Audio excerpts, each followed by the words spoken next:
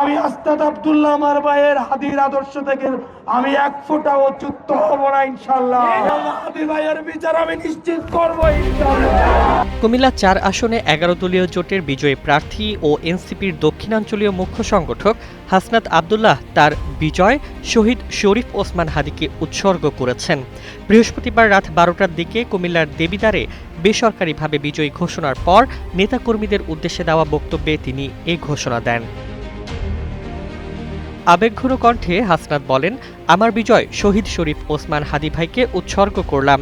তিনি যে ইনসাফের বাংলাদেশ গড়ার স্বপ্ন দেখেছেন সেই স্বপ্নের সিঁড়ি পেয়ে আমরা এগিয়ে যাব। তিনি প্রতিশ্রুতি দেন, হাদি হত্যার বিচার নিশ্চিত করা হবে এবং অন্যায়ের সঙ্গে কোনো আপোষ করা হবে না।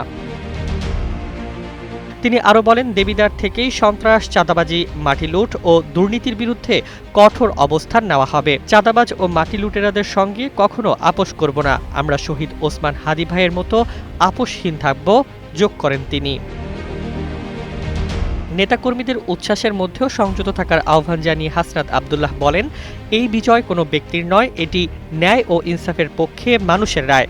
তার বক্তব্যে দেবিদ্বার জুড়ে নতুন প্রত্যাশার সুর ভেসে ওঠে। Desk report, Bangladesh bulletin.